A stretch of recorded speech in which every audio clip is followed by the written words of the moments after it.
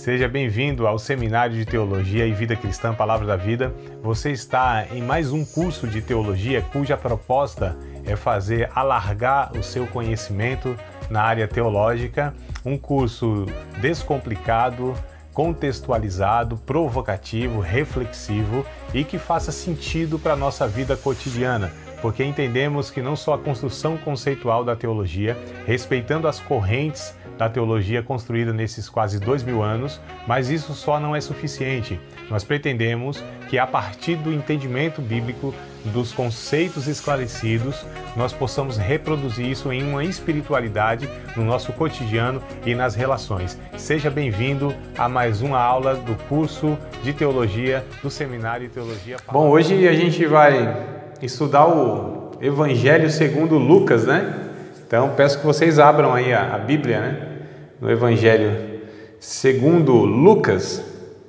Abram aí no capítulo 1, nós vamos já fazer uma leitura aqui inicial do capítulo 1, versos 1 ao 4. Mas antes que a gente leia aqui, faça essa leitura, deixa eu fazer a apresentação do autor, né? Que é o Lucas, né? O Lucas, ele é diferenciado em vários aspectos, no sentido que, assim, todos os autores, os escritores da Bíblia, né? Pelo menos os conhecidos, né? Que a gente tem aí alguns autores que não são conhecidos, então não se sabe exatamente se eles eram ou não judeus, né? Mas grande parte aí, aliás, todos os conhecidos, eles são judeus, menos o Lucas. Então Lucas é o único escritor conhecido que ele não é judeu, tá? Ele é grego, né? Então, gentílico, por assim dizer, tá? Não vou nem falar grego não, mas ele é gentílico, ou seja, o único escritor não judeu de toda a Bíblia, pelo menos o conhecido, tá? Em 2 Timóteo, já para falar do Lucas, capítulo 4, versículo de número 11, o Paulo, ele faz uma menção a respeito do Timóteo. Então vamos lá para 2 Timóteo, capítulo de número 4, versículo de número 11. Aqui tem uma menção de Paulo, o apóstolo Paulo, a respeito do Lucas, tá? Então olha o que diz aqui, ó, 2 Timóteo, capítulo 4, versículo de número 11. Só Lucas está comigo. Toma Marcos e traze-o contigo, porque me é muito útil para o ministério. Então, opa, que coisa boa, Samara está chegando aqui. Então aqui no final da vida de Paulo, né? 2 Timóteo é o último livro que Paulo escreve, lá no finalzinho da sua vida, e ele faz menção aqui do Lucas. Por quê? Porque Lucas, ele acompanhou o ministério de Paulo na segunda e na terceira viagem missionária dele, né? Então possivelmente Lucas aí deu um auxílio para Paulo, principalmente na questão, porque ele era médico, né? Então ele foi muito útil nesse sentido, entre outros, para o apóstolo Paulo. Samara, já estamos lendo aqui a Bíblia, tá? Então abra a Bíblia em 2 Timóteo 4:11, tá bom, amada? Seja bem-vinda e já bora lá ler a Bíblia.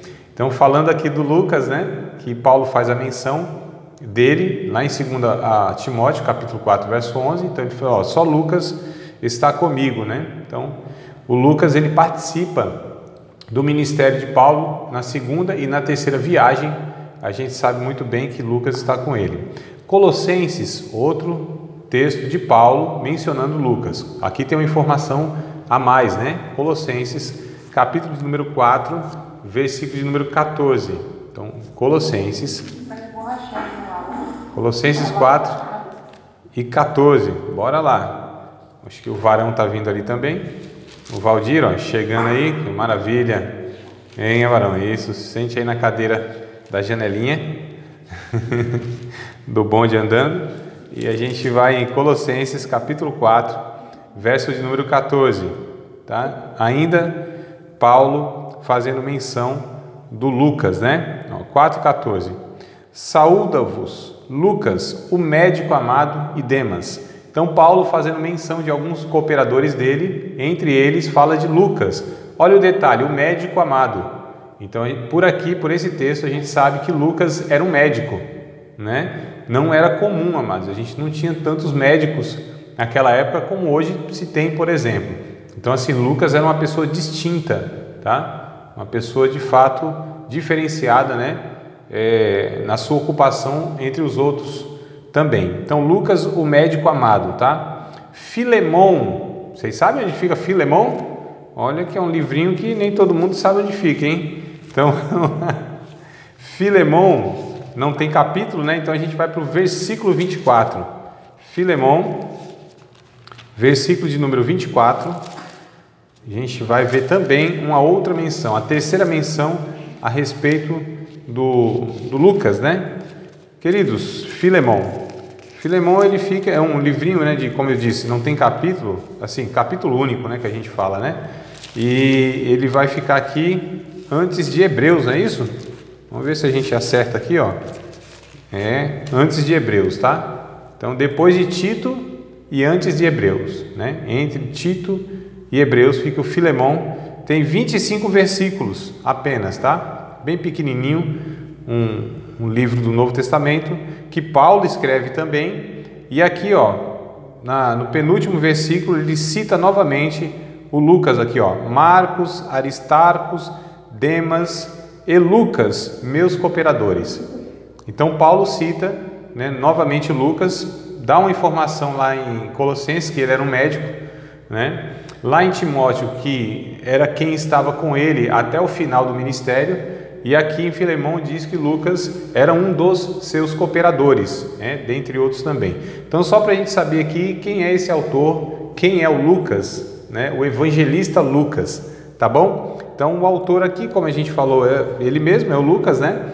O tema do seu evangelho, vocês já sabem disso, que cada evangelho tem um destinatário, tem um público, né? Tem um objetivo em apresentar Jesus com alguma característica bem específica. No caso aqui, o Lucas, ele pretende mostrar a vida de Jesus num aspecto mais humano, tá? De compaixão, de misericórdia.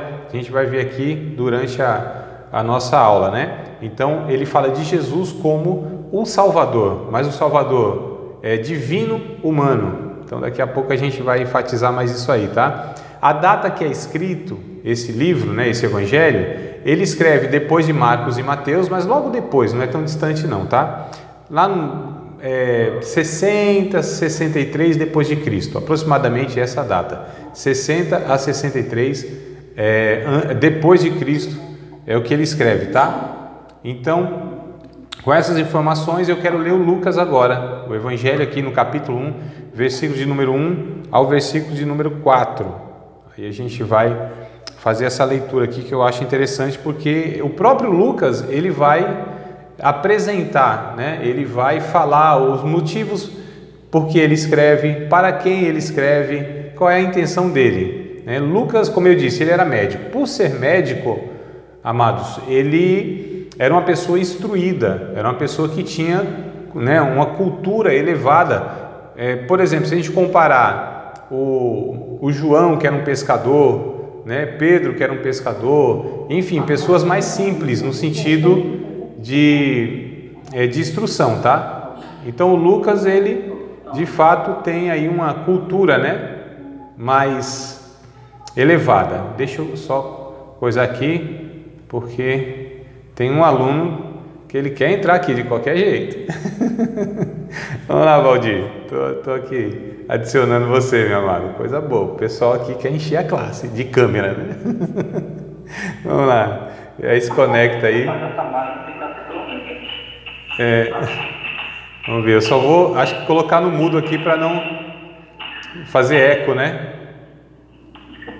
Tá? Só vou colocar no mudo aqui para não fazer eco, Valdir. Mas tá aí, ó. Bora nós. Deixa eu ver aqui, amados.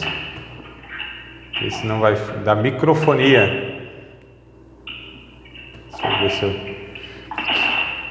eu ver, vamos lá. Ao vivo é assim, né? Ao vivo e a cores para todo o Brasil. Pronto, varão. Agora foi, né? Tá tudo certo. Então vamos lá, queridos.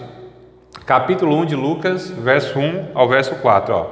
Tendo, pois, muitos empreendido, pôr em ordem a narração dos fatos que entre nós se cumpriram, segundo nos transmitiram os mesmos que os presenciaram desde o princípio, e foram ministros da palavra. Pareceu-me também a mim conveniente descrevê-los a ti, ó excelentíssimo Teófilo, por sua ordem, havendo-me já informado minuciosamente de tudo desde o princípio, para que conheças as certezas das coisas de que já estás informado. Então, aqui no início do seu livro, Lucas, primeiro a gente descobre que ele endereça, né, a uma pessoa específica, tá, que é esse Teófilo, né? Então, Lucas ele direciona, diferente dos outros, por exemplo, o Marcos escreve aos romanos, né? O Mateus aos judeus. O Lucas ele direciona a uma pessoa, mas ele tem em mente que essa pessoa tem uma cultura, um entendimento gentil, tá? Uma cultura grega, né? Então ele pretende apresentar Jesus, né, para esse público, mas representado nesse tal de Teófilo, tá? E é interessante, amados, que aqui a gente percebe pelo termo que ele usa, ó excelentíssimo Teófilo, que esse homem era um homem também destacado socialmente falando, né? Uma pessoa importante, instruída. É um termo que se usa, por exemplo, hoje para um juiz, né? Ó excelentíssimo, meritíssimo, né? Vossa Senhoria. Então, esses termos a gente identifica que socialmente a pessoa é uma pessoa destacada, né? Não é uma pessoa comum da sociedade, por assim dizer. E aí ele também fala que muitas pessoas escreveram a respeito de Jesus, inclusive ele disse aqui aqueles que foram ministros da palavra, né? Refere-se também ao Marcos, a Mateus, e ele fala, mas eu decidi pôr isso em ordem, né?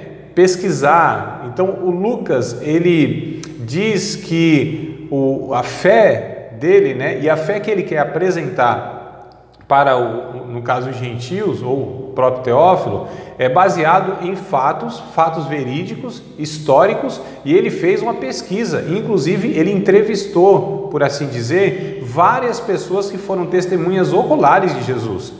Então não é que ele não teve com Jesus, como por exemplo esteve o Mateus, né, e o João, tá? Mas ele entrevistou pessoas que estiveram com Jesus, ele procurou saber, ele era um historiador assim, de trazer detalhes, a gente vai ver, o Lucas é o evangelho mais completo que tem dos 4, tá? Então dos 4 evangelhos, Lucas ele é o mais completo, é o que traz mais detalhes, ele vai trazer parábolas, 13 parábolas que contém Lucas, que não tem nos outros, tá? Nele tem outras parábolas que contém nos outros, mas ele tem mais 13 que o Mateus não conta, que o Marcos não conta e que o João não conta. Ele traz então, como eu disse, detalhes, como ele era médico, né? Quando tem uma cura, por exemplo, que Jesus vai curar alguém, ele traz detalhes a respeito das enfermidades.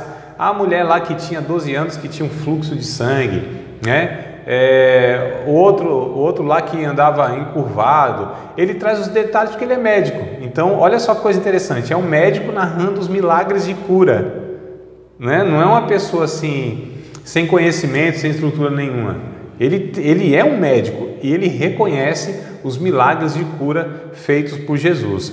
E a ênfase dele, como por exemplo o que a gente estudou semana passada, Marcos, né, que dá ênfase aos milagres de Jesus, ele não dá ênfase aos milagres de Jesus, ele conta, de fato, ele relata tudo, mas ele destaca muito mais os ensinos de Jesus, a doutrina, como eu disse, as parábolas, né, o ensino em si, tá? Então ele está trazendo todo esse aspecto humano de Jesus, a sabedoria de Deus, né? Porque olha só, ele está falando para os gregos. Quem são os gregos, né? Ou quem foram os gregos? Aqueles que elaboraram a filosofia, o pensamento, né? A questão toda intelectual. Então ele mostra Jesus como esse que é a sabedoria de Deus, é o homem perfeito, porque também os gregos eles idealizavam, eles buscavam o homem perfeito. Tanto é que hoje nós temos, né, a mitologia grega. O que é a mitologia grega?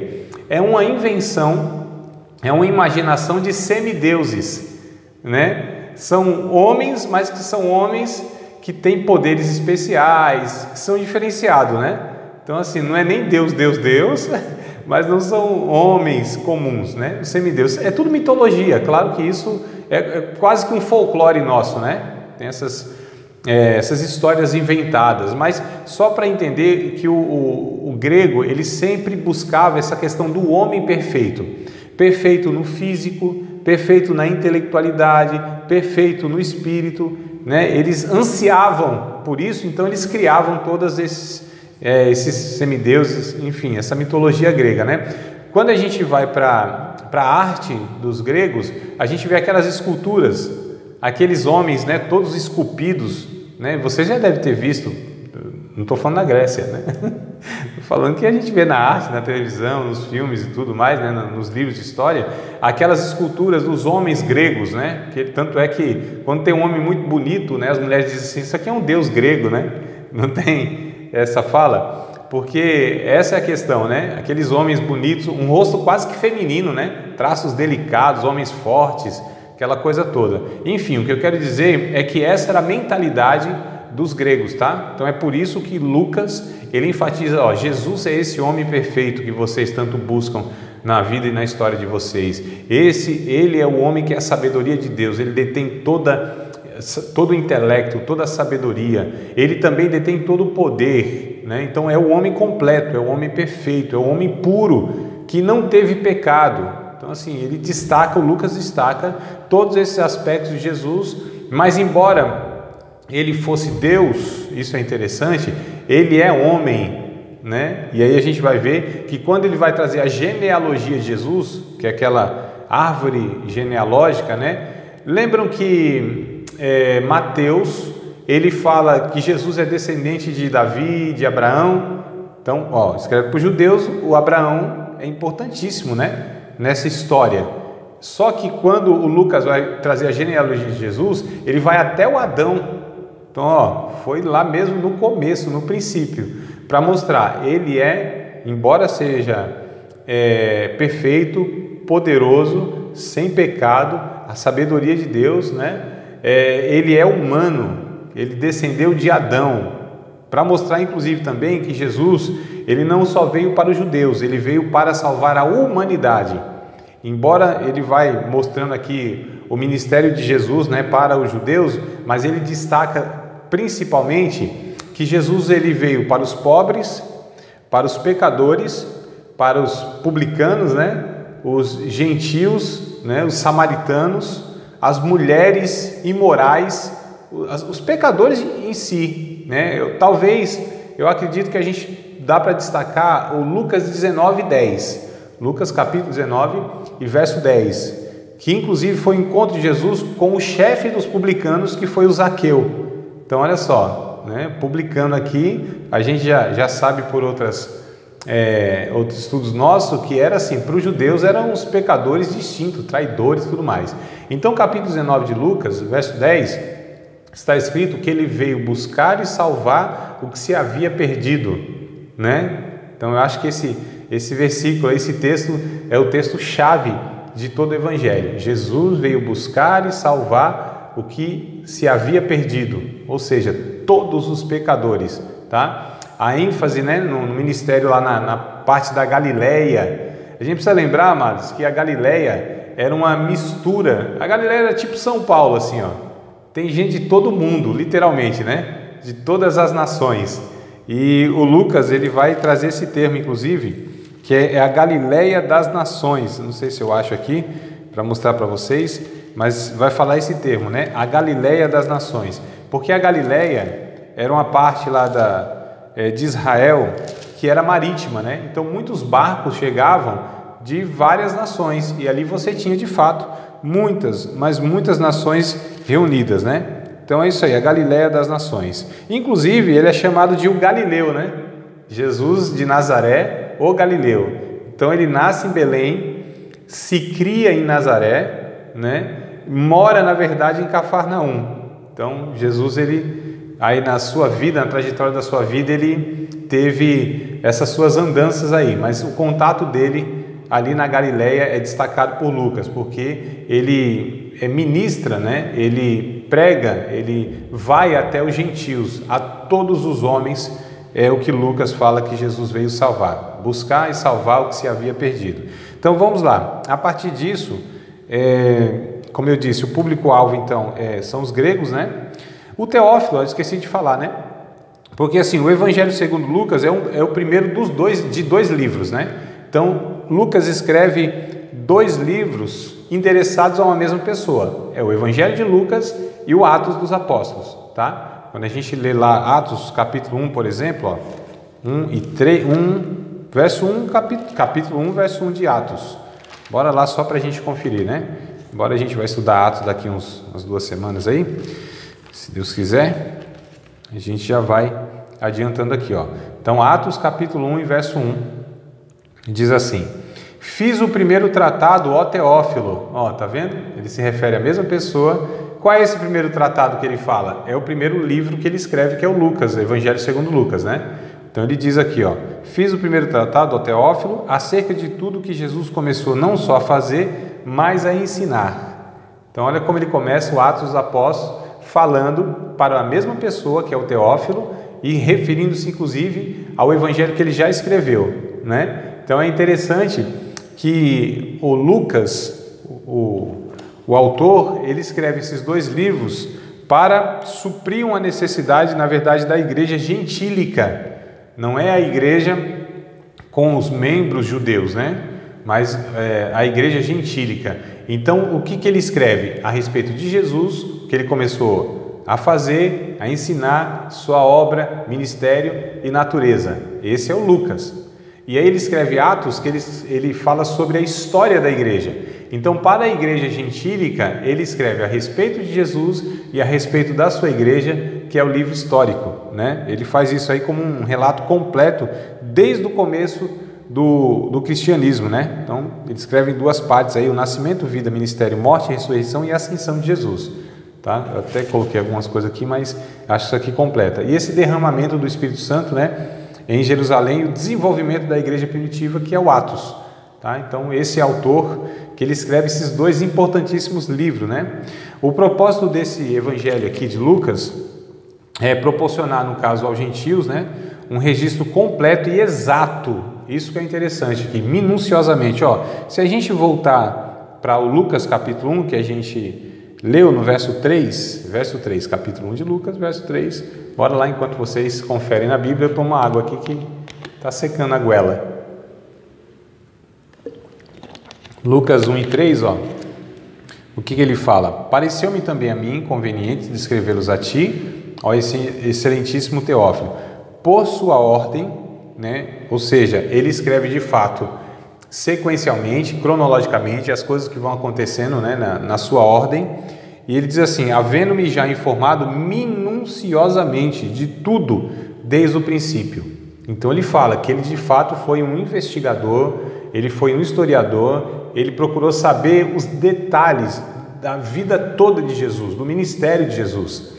É interessante que ele fala do nascimento de Cristo, ele fala do desenvolvimento de Cristo como criança, né? No capítulo de número 2 aqui, por exemplo, ó, capítulo 2, lá no finalzinho, versos de número 51 e 52, capítulo 2, versos 51 e 52, ele vai narrar aqui, né? Ele vai falar, aliás, aqui é o finalzinho, ele vai desde o 39, né? Falando que o menino Jesus foi lá no templo, aquela história que vocês já conhecem bem. Mas o verso 51 e 52 ele detalha, né? E desceu com eles, no caso Jesus, que tinha 12 anos aqui, ele fala, né? Jesus com 12 anos de idade, subiu ao templo e tal e tal.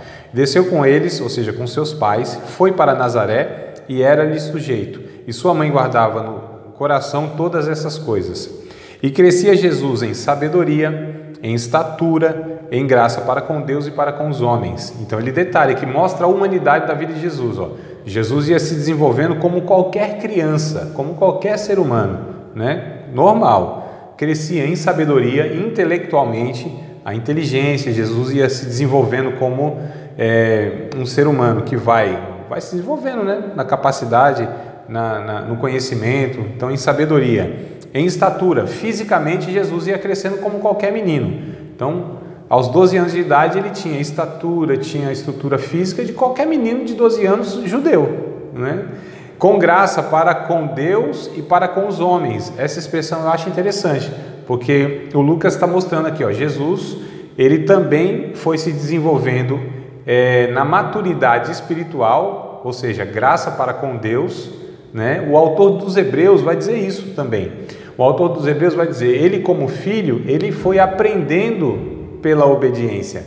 né? Então o autor de Hebreus também mostra esse lado humano de Jesus, e o Lucas aqui fala, então ele crescia em graça para com Deus e graça para com os homens. Socialmente, Jesus também ia se desenvolvendo, como qualquer ser humano, né? Então é bem interessante, Lucas destaca mesmo essa questão humana de Jesus, ó. Não foi nenhum menino prodígio, por assim dizer, né? Porque o filme lá do Mel Gibson, talvez o mais famoso que tem de Jesus, né?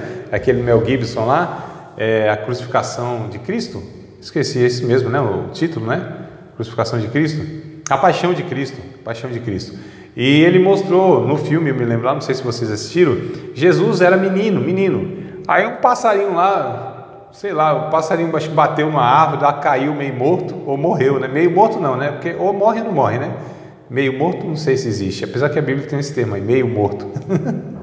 Um dia uma irmã que é enfermeira, disse, é em coma, André, em coma, é meio morto. Eu falei, tá bom então. Então o passarinho estava em coma lá. Aí o filme mostra que Jesus pega esse passarinho e ressuscita ele. Eu acho interessante isso aí. É uma ficção, né, irmão? Porque a Bíblia não mostra, né? Jesus fazendo milagres enquanto menino, né? Não tinha, a Bíblia não mostra isso, não tem nenhum relato não. Jesus só começa a realizar milagres, inclusive, depois do seu batismo. Todos os evangelistas, eles vão mostrar isso, né? Que na infância de Jesus não tem nenhum relato disso. Então, como a gente se baseia nos relatos dos evangelistas, principalmente para saber da vida de Jesus, seu nascimento, e enfim, toda a vida, então a gente só pode afirmar o que Jesus fez a partir desses relatos. Fato que ele deve ter feito outras coisas e tal, mas milagres em si, essas coisas, me parece que só mesmo depois do batismo que João Batista o batiza, né? Só após ali o Espírito Santo vem sobre ele e aí ele é ungido por Deus, cumprindo o Isaías 61, né? O Espírito do Senhor está sobre mim. Inclusive o evangelista Mateus e o Lucas também cita esse texto de Isaías quando ele se batiza, né? Aliás, ele entra na sinagoga, pega lá o rolo do que dão para ele na sinagoga e ele abre em Isaías 61, ele lê na íntegra e diz, ó, hoje se cumpre essa profecia diante dos vossos olhos. Então o próprio Jesus, ele disse que aquela profecia se referia a ele e que estava se cumprindo na vida dele porque o Espírito Santo ali tinha vindo para ungí-lo. E é interessante essa questão a gente entender, tá? Só para a gente saber aqui que ele foi se desenvolvendo e o Lucas destaca isso aí. Bora lá na continuidade, a Tatiane e chegou aqui, ó, e o Douglas, eles entraram, mas não entraram, agora entraram. Bora meu povo, chegaram na metade do caminho, mas dá tempo ainda, tá? Então, o propósito desse evangelho, como eu disse, né, era proporcionar aos gentios esse registro completo e exato, tá? Minucioso, de tudo que Jesus começou não só a fazer, mas a ensinar, né? Até o dia que foi recebido em cima. Esse é o Atos capítulo 1, verso 1 e verso 2, é o que eu estou narrando aqui, tá? Lucas remonta, como eu disse, nessa genealogia de Jesus até o Adão e não até Abraão, como faz, por exemplo, Mateus, pois ele quis apresentar esse Jesus como um salvador divino humano para todos os descendentes de Adão. Então, olha só, ele não é só o salvador dos judeus, ele não é só o Messias do judeu. Lucas diz, ele é o salvador de todo o ser humano, é por isso que ele fala, ele veio lá de Adão, né? E veio para salvar e buscar, como a gente leu, o Lucas 19:10, salvar e buscar todos aqueles que se haviam perdido. Enfim, todos se perderam, né? Não veio só para os judeus não, tá?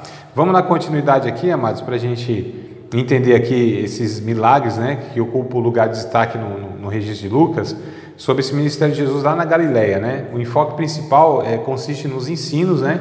E parábolas de Jesus durante seu extenso ministério a caminho de Jerusalém. Então, ele indo para Jerusalém, né? É onde se dá esse ministério extenso. Isso vai do capítulo 9, se vocês quiserem anotar para depois ler e conferir, eu acho interessante, tá? Lucas, né? Claro, Lucas. Capítulo 9, a partir do verso 51 até o capítulo 19, verso 27. Tá? Então, Lucas capítulo 9, verso 51, até o capítulo 19, verso 27, é o que Lucas vai registrar, vai contar toda essa trajetória de Jesus, né? Todo esse ministério de Jesus indo para Jerusalém. A gente precisa lembrar que é em Jerusalém que ele é morto, ele é crucificado e ele ressuscita. Mas até ele chegar lá, ele vai por todas as partes de Israel, né? Pregando, ensinando, né? Fazendo os discípulos lá, curando os enfermos, expulsando os demônios, enfim. E aí Lucas registra então todo esse extenso ministério de Jesus. Aqui, amados, está um período aí em torno de 3 anos, tá? Mais ou menos 3 anos e meio. Então, olha só, a gente vai lendo aqui, 10 capítulos, né? Mas aqui corresponde mais ou menos 3 anos, tá? 3 anos e meio, que é todo o período que Jesus, ele, a partir do batismo, né? A partir do que ele se batiza ali, que João Batista o batiza, a partir dali até a crucificação, é em torno de 3 anos e meio aproximadamente, tá? É interessante que Lucas, ele fala de uma parábola, aliás, ele conta um relato aqui, no capítulo 7, a partir do verso 36, sobre uma mulher pecadora, né? Capítulo 7, a partir do verso 36, ele fala de uma mulher pecadora que vai lá e unge os pés de Jesus, né? Derrama o vaso lá de perfume, de unguento nos pés de Jesus, começa a chorar, né? Molha os pés de Jesus, enxuga com seus cabelos. E é interessante aqui porque quando a gente lê João ou outro relato de uma mulher que faz isso também, né? O João 11, por exemplo, não é a mesma mulher, tá? Então assim, em Mateus, em Marcos e em João tem um relato de uma mulher fazendo a mesma coisa, mas não é a mesma situação aqui, é muito parecido. A mulher faz a mesma coisa, mas o Lucas aqui, ele fala de uma outra mulher, tá certo? Que não é a mesma que o João, que o Marcos e que o Mateus relata. Como eu disse, a cena é muito parecido, mas os detalhes a gente vai ver aqui que não é a mesma mulher. E só Lucas aqui é o que conta então desse fato. Lucas destaca justamente essa questão desse paradoxo, né? Que os religiosos, eles rejeitam Jesus. E quem é que recebe Jesus? Prostitutas, ladrões, né? Os corruptos ali no sentido do publicano, né? Ali os funcionários de Roma e tudo mais. Então esse ministério que Jesus, ele é rejeitado pelos judeus e ele é recebido. Ele vai falar da mulher Cirofenícia, né? Ele vai falar dessas pessoas que não são de Israel, tá? O centurião de Cafarnaum, embora Mateus também fale isso, mas ele sempre traz, né? Ele dá ênfase. Isso aqui, Cirofenícia, isso aqui era uma mulher estrangeira, esse aqui, era um publicano, esse aqui era o grego e tal. Então ele sempre dá ênfase. Isso aqui são os pobres, os marginalizados, né? Então o Lucas, ele faz questão de mostrar esse aspecto de Jesus que os outros não dão ênfase, né? Então isso é bem interessante. É o evangelho que eu mais tenho assim, que eu mais gosto, porque ele traz esse lado de Jesus humano mesmo, né? Embora sendo Deus, mas esse lado que o evangelho é para todos, amados. O evangelho é para todas as pessoas, sem distinção. A gente sempre tem aquela questão de, né, não querer contato com uma ou com outra pessoa, né, achar que esse ou aquele lá não deve ter a mesma oportunidade, a mesma chance de ouvir o evangelho como outros. Não, Jesus diz, são os pobres, os marginalizados, ou seja, as piores pessoas da sociedade, da humanidade. Jesus veio exatamente para esses, né? Lucas, ele vai usar um termo assim, engraçado que ele era médico, né? Ele usa esse provérbio, né? Dizendo, olha, os sãos não precisam de médico, de cura, e sim os doentes. Jesus veio para os doentes, né? Aqueles religiosos se consideravam sãos, povo de Deus, gente que não precisava muito de um Salvador, né? Aí o Lucas diz assim, então, mas Jesus veio justamente para esse. Vocês sabiam que hoje, às vezes, até uns crentes, né? Deixa eu tomar mais uma água aqui. Até os crentes, muitas vezes, eles caem nessa frieza, nessa indiferença, nessa insensibilidade de ver alguns pecadores, gente ruim mesmo. Até a sociedade reprova. e às vezes a gente assim, se afasta, a gente não quer nem saber, né, e tal. E quando vem para a igreja a gente fica meio assim. Mas é exatamente isso, amados. Nós temos que lembrar que nós somos também, não só fomos, continuamos sendo da mesma massa, pecadores, seres humanos que igualmente, os religiosos não são melhores diante de Deus, pelo contrário, os religiosos têm mais dificuldade de aceitar o evangelho de Cristo. Muitas vezes essas pessoas, o Lucas, ele vai falar de uma fala, ele vai dizer uma fala de Jesus, ou ele vai falar o que Jesus disse, que é mais ou menos assim, que Jesus disse para os religiosos, para os líderes na época, né? Disse, olha, as prostitutas, os ladrões, eles vão entrar na frente de vocês no reino de Deus. Olha que coisa interessante, amado. Isso é um tapa na cara da sociedade religiosa, não é não? Porque eles se achavam aqueles que já estavam fazendo a vontade de Deus, e Jesus disse não, vocês não fazem a vontade de Deus.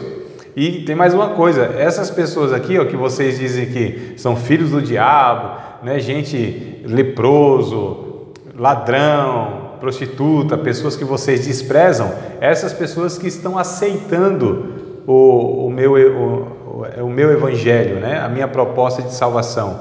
Então eles estão recebendo, eles vão entrar na frente de vocês no reino de Deus. Então essa é a tônica, né, a ênfase do Lucas, né, a respeito do ministério de Jesus, que eu, como eu disse, acho muito, muito interessante, tá?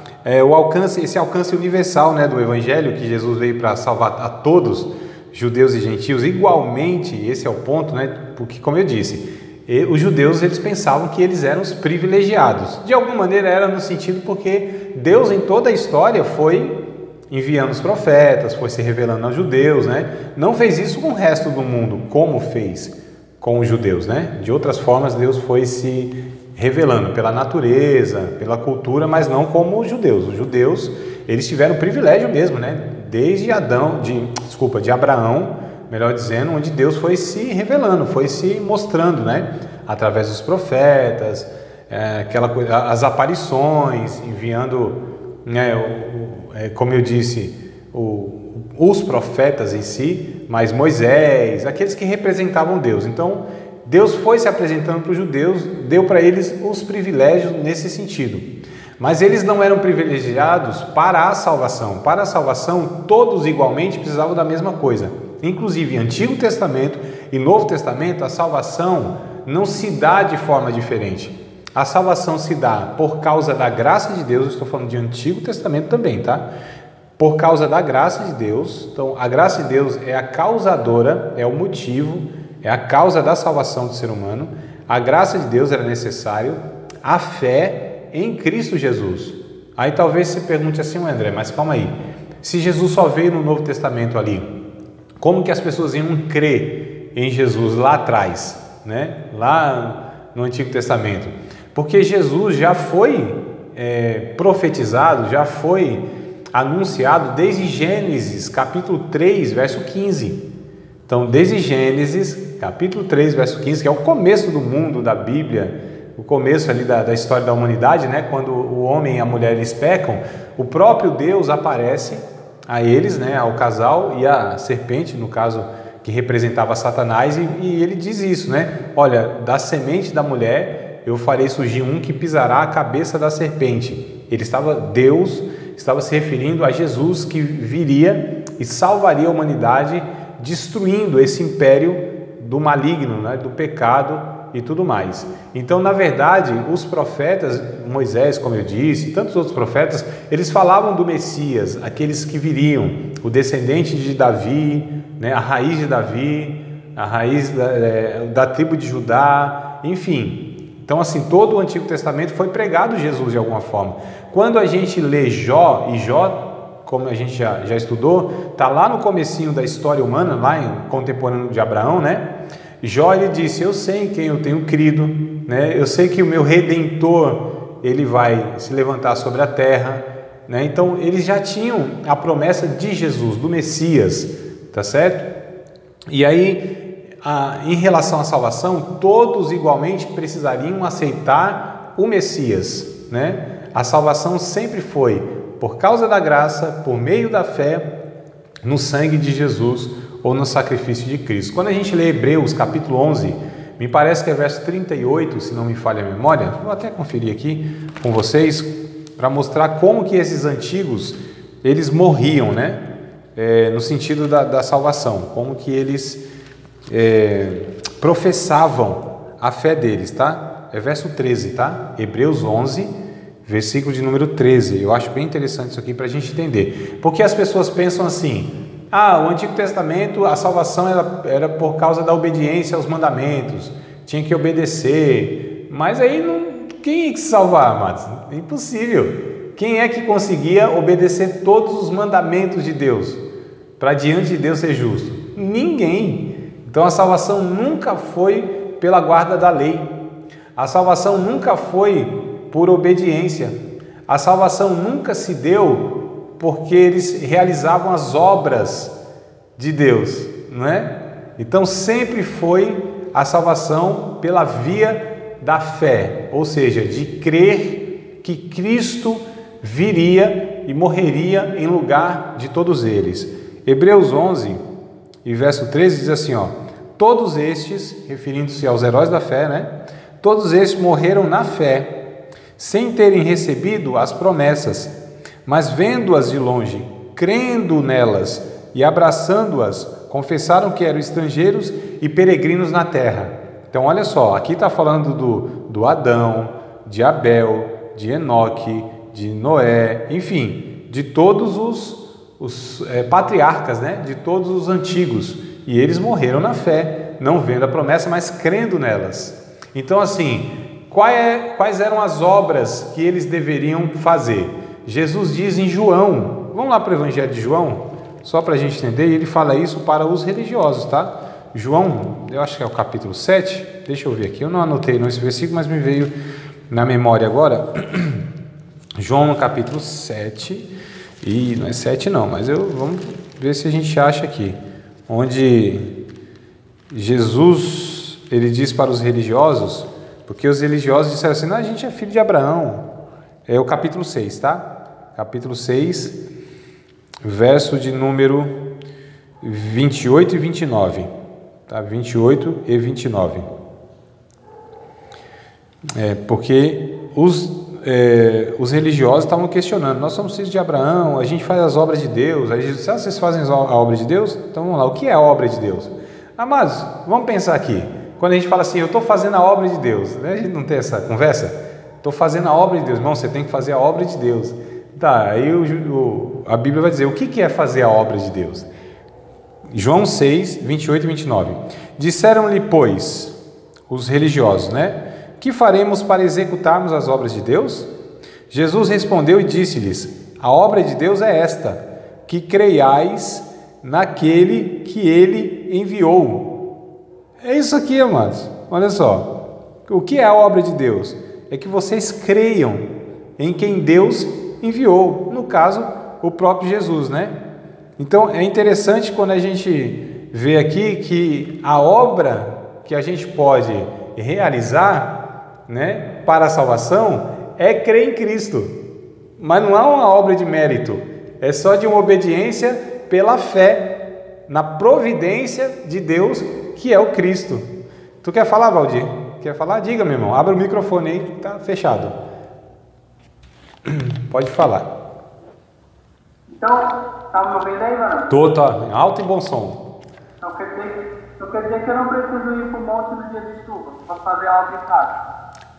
Não preciso ir. Se quiser ir, não tem problema. Mas se deixar de ir, também não tem problema. Né? Essa é a questão. Né? Quiser ir, não tem problema, pode ir. E se deixar de ir, não tem problema. É o que Paulo vai dizer, né? Paulo vai dizer assim, quem come, come. E quem não come, não come. E os dois, né, fazem ou não fazem, fazem para Deus. Até o que não faz, faz para Deus, porque é pela fé. Então, esse é o grande problema muito nosso, né? Que a gente fala, não, você... É assim, mas a gente precisa entender que tem que ter um equilíbrio das coisas. Se eu faço o que eu faço, eu não tenho mérito nisso. Ou seja, isso não pode me favorecer para a salvação. Isso não vai me fazer uma pessoa mais agradável a Deus. Deus, ele não vai olhar para mim e falar, não, esse é meu filho preferido, esse é meu preferido, isso aqui não dá trabalho não, isso aqui me obedece direitinho, né? Como a gente faz muitas vezes. E aquele que não faz, ele não está em dívida diante de Deus. Ah, então não vou fazer? Não, aí é uma questão de natureza, fazer o quê? O que a gente está falando? Então assim, a gente precisa entender que as obras, elas não nos favorecem diante de Deus. Ah, então a gente não vai fazer as obras? Não vamos, por quê? Porque pertence à nossa natureza. Que obras que eu estou me referindo aqui? Ajudar as pessoas, ser misericordioso, fazer o bem, enfim. Por que eu faço isso? Porque é a minha natureza, eu recebi uma nova natureza, que é a natureza de Jesus, que só andou fazendo o bem, como o próprio Lucas fala lá em Atos, né? Então Lucas, ele escreve lá em Atos, Jesus de Nazaré, que foi ungido por Deus, que só andou fazendo o bem. É isso. Então nós recebemos essa natureza, nós fomos salvos. Porque nós fomos salvos, nós andamos nas obras dos salvos, que é o que o próprio Paulo escreve em Efésios, capítulo 2, verso número 8, 9 e 10. Né? Vocês lembram desse texto? Efésios 2, 8, 9 e 10. A salvação não vem pelas obras, e sim pela graça, por meio da fé. Isso não vem de vocês, para que ninguém se glorie. Mas Deus criou as boas obras de antemão para que nós andássemos nelas. O verso 10 vai falar isso, né? Então a gente precisa fazer esse equilíbrio, né? Mas a gente tem esse negócio aí, né, irmão? De querer se justificar, né? Não, o sacrifício mesmo é como o Valdir disse aí, no monte, na madrugada, no frio e chovendo muito. Aí tu vai lá porque aí o sacrifício vale, e aí Deus, e o monte você sabe que de madrugada ainda a fila é menor, né? A fila é menor. A gente conhece isso como pagar o preço, né? Exato, irmã Vanessa, esse é o termo aí, né? Pagar o preço. Eu pergunto, meu Deus, que moeda é essa que nós arrumamos para, né, pagar? Né? Jesus já pagou. Jesus, com o seu próprio sangue, Pedro capítulo 1, verso 18 e 19 vai dizer, vocês foram comprados, né? Não com coisas corruptíveis, não com prata nem ouro, vocês não foram resgatados com essas coisas corruptíveis como prata ou ouro, da vossa vã maneira de viver que por tradição recebeste dos vossos pais, mas como de um sangue precioso, de um cordeiro incontaminado, imaculado, o sangue de Cristo, né? Aí a gente volta na conversa. Ah, então a gente não precisa fazer nada? Não, para salvação nada. Mas porque somos salvos, nós geramos frutos de um salvo. Para mim é tão simples isso, né? É tão natural esse pensamento de que se eu sou salvo, só me resta viver como um salvo, gerando frutos de um salvo. Mas para ser salvo, não, porque sou salvo. Basicamente é isso. E aí a gente vê o Lucas enfatizando, falando isso, né? Ó, Jesus veio para salvar igualmente os judeus e os gentios, igualmente. Os judeus não têm mais privilégio, os judeus não são salvos porque são judeus, não é? Então, o judeu hoje lá na Palestina, lá em Israel, o que o judeu precisa para ser salvo? A mesma coisa do que todos os outros que não são judeus precisam, crer em Cristo. Ponto final. É simples assim, amados. E é o que o Lucas destaca, né? Essa questão aqui, tá? Então, Jesus ele veio, né? Como eu falei, com esses necessitados, inclusive as mulheres, isso é a ênfase, hein? Mulheres, crianças, pobres, socialmente marginalizados. O Lucas destaca o ministério de Jesus para essas pessoas, para esse público. Então, olha só o que o Lucas está mostrando. Jesus, ele veio justamente para esses que são mais necessitados. Crianças, mulheres, pobres, marginalizados. Aí para os outros, da mesma forma. É que a gente que faz essa distinção. Mas assim, todos precisam de salvação, né? Todos. Então o título que Jesus recebe nesse evangelho é o Filho do Homem. Eu acho interessante esse título aqui, né? O Filho do Homem é o que Lucas, ele destaca, o título que Jesus deu para... Aliás, o título que Jesus recebeu das pessoas, né? O Filho do Homem. Jesus parece que gostava mais desse título do que outros aí que deram para ele, né? Então, o Filho do Homem, tá? Esse humano, né? Esse ser humano que veio para salvar os outros seres humanos pecadores. Ele, sem pecado, o justo que justificou a muitos. Você acabou de participar de mais uma aula de um dos nossos cursos do Seminário de Teologia, Vida Cristã, Palavra da Vida. Espero que tenha te abençoado, não só alargado o seu conhecimento teológico, mas que tenha também atingido o teu coração para que você possa a cada dia mais reproduzir a vida de Deus nas suas relações cotidianas. Se você ainda não é aluno oficial de um dos nossos cursos, se inscreva aqui no contato que vai aparecer do WhatsApp. Também nos siga nas redes sociais, se inscreva no nosso canal, compartilhe à vontade e Deus te abençoe.